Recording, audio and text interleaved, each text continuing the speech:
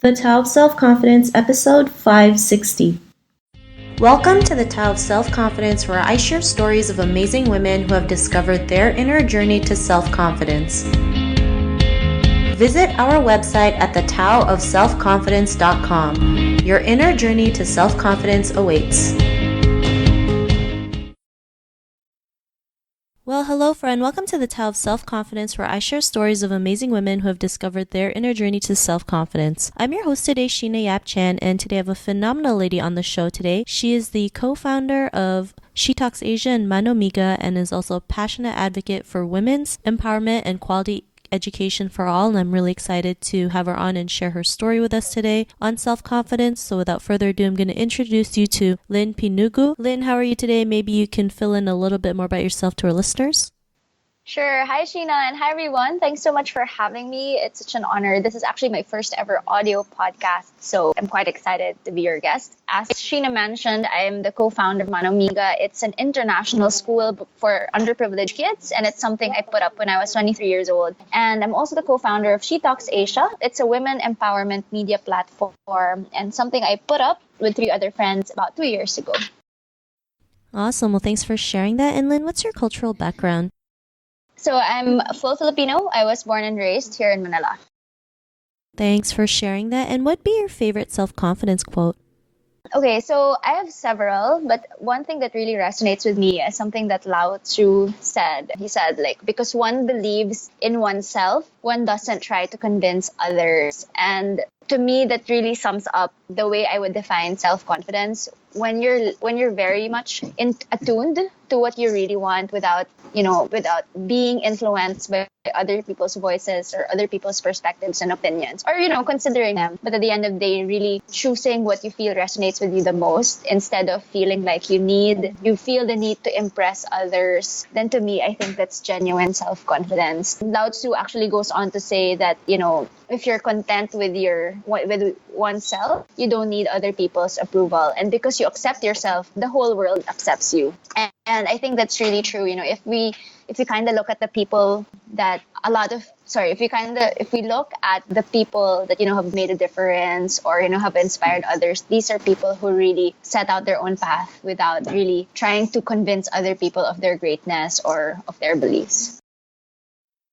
Thanks for sharing that great quote and definition. I truly believe, your confidence is doing what you want, regardless of what other people think of you. And I know sometimes it's easier said than done, but the more we keep doing it, the easier it will get. And the more we can just be free and do what we want versus constantly, trying to please people, trying to figure out if people will accept us or not. You have to accept yourself first. So thanks for sharing that.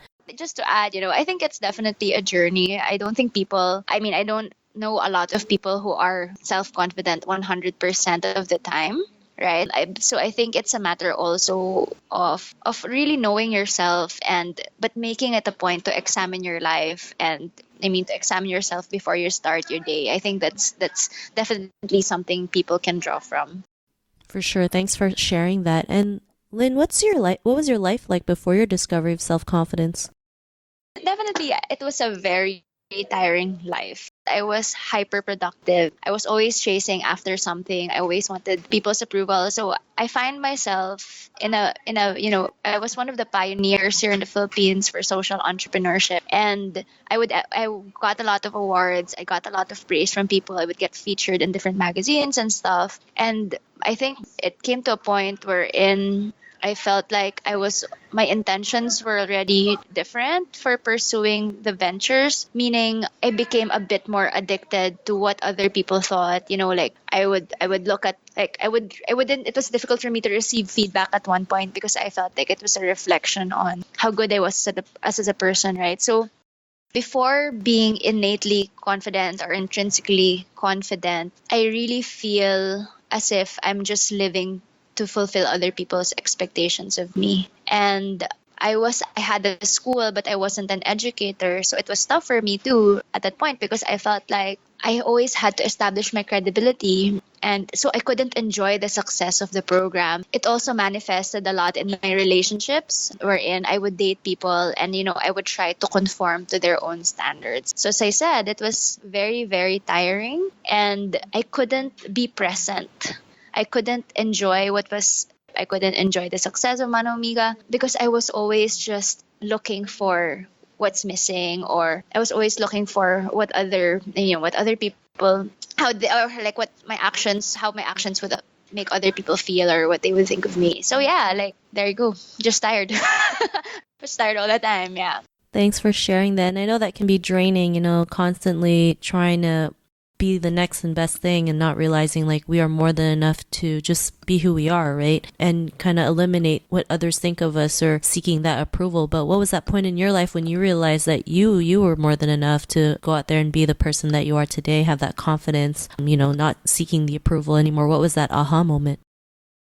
It was actually a breakup that led to it. And I'm not ashamed to say that I was already 28 years old when I found that inner confidence. I was in a relationship that was a very toxic relationship, but I was holding on to it because, like when somebody doesn't want you, the more you want to be with that person, because the more you want to try to prove to that person that you're worth it, right? I don't know if that's other people could relate to, but it's definitely something I felt what was happening to me. And what finally forced me to break up with him was I caught him with someone else. And I saw it with my own two eyes. And of course, after that, you're left in a traumatic state. And that was a big wake up call for me. After we broke up, I realized that I didn't know who I was anymore, because a lot of the things I pursued, even my choice for grad school, the choice of course, or like what I took up in grad school, even certain career decisions, certain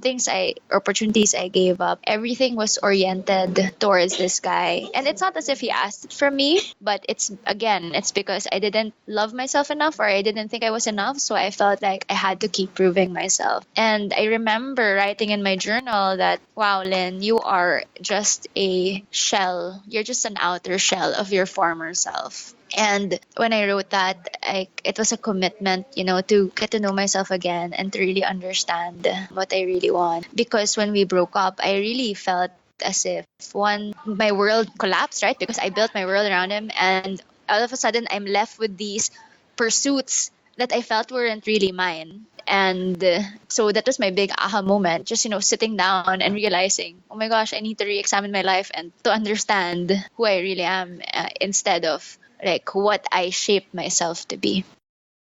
Thanks for sharing that. And I think a lot of women go through that. They feel like they have to do everything that who their partner is, right? And just because they don't feel like they're not enough, and sometimes we settle because we just feel like there's nothing else better out there. And when something like this shakes your whole world up, like being cheated on and then leaving him, you feel like it's the end of the world, and you're at your lowest point of your life. But the best thing about your darkest moment is the only way you can go is up, right? And so you started, like you mentioned, re-examining your life, rebuilding yourself, getting to know yourself a bit better. And because of this realization, what's your life been like now?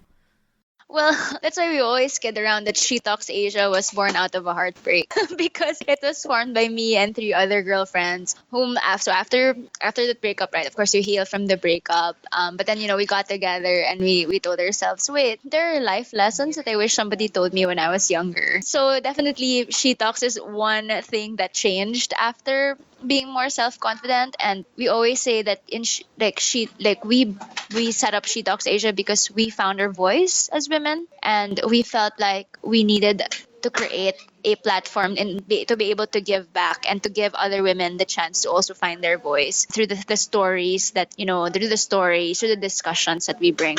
If we're talking about what my life has been like in terms of how it changed from the inside, definitely I feel a lot more empowered to say no. And this means saying no before. So I work in development, and part of my job is to really go out there and talk about Mano Amiga all the time. I remember I was so hyper productive. I would have meetings till 10 p.m. every single day. I would work on weekends. I just felt like I owe it to the people to say yes, even if sometimes those meetings are really just pointless and something you can just discuss by email or via Facebook Messenger.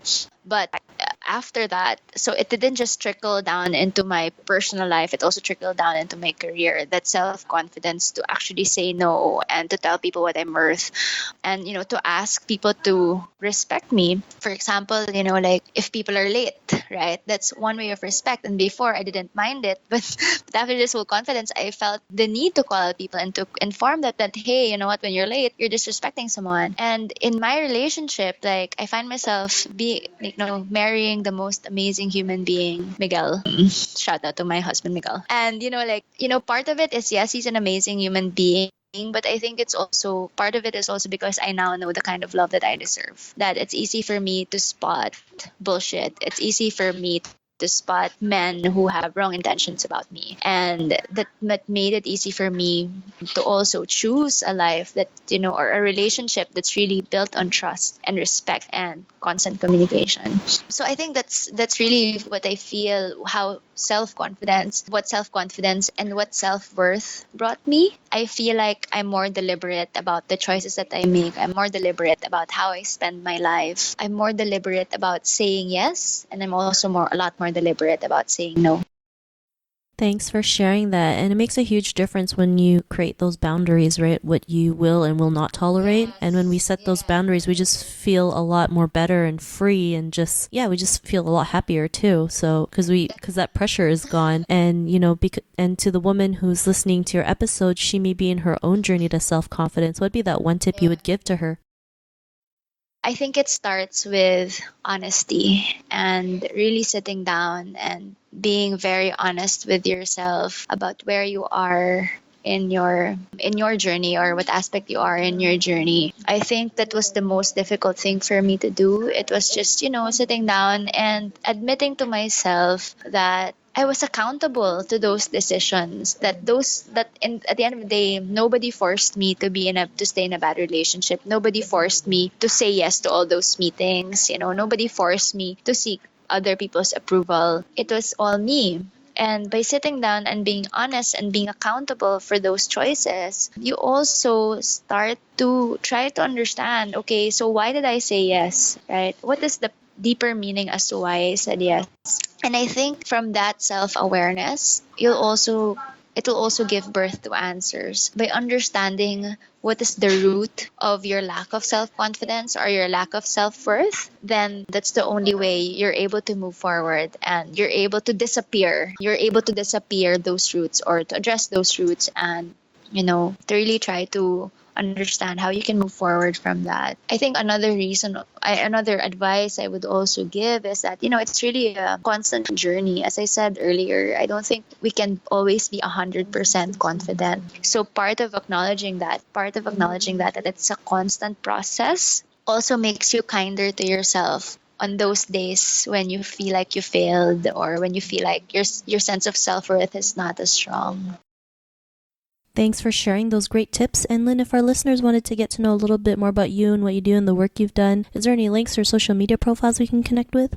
So definitely you can follow me on either Instagram, that's Lynn Pinugu, that's LYNNPINUGU. I have a website there as well, lynnpinugu.com, wherein, I share some of thought leadership pieces about the industry that I'm in. If you want to get to know my projects, please follow Mano Amiga PH, again, Mano Amiga PH, and She Talks Asia. Thanks for sharing that. And to our listeners, if you want to connect with Lynn, you can also head on over to thetaoofselfconfidence.com and search for Lynn's name. Her show notes will pop up along with everything else that we talked about. And I really just want to thank Lynn today for taking the time to share her story and tips with us on self-confidence. So thank you so much, Lynn. Thank you so much, Sheena. This was so much fun. Not a problem. It was really great having you on the show. And to our listeners, be on the lookout for another new episode of another amazing woman's journey to self-confidence. And we'll talk to you soon. Bye for now. Bye, everyone. Thank you for tuning in to another amazing episode of the Tao of Self-Confidence. Want to learn how you can use podcasting to market your business? Download your free report by visiting our website at thetaoofselfconfidence.com. Your inner journey to self-confidence awaits.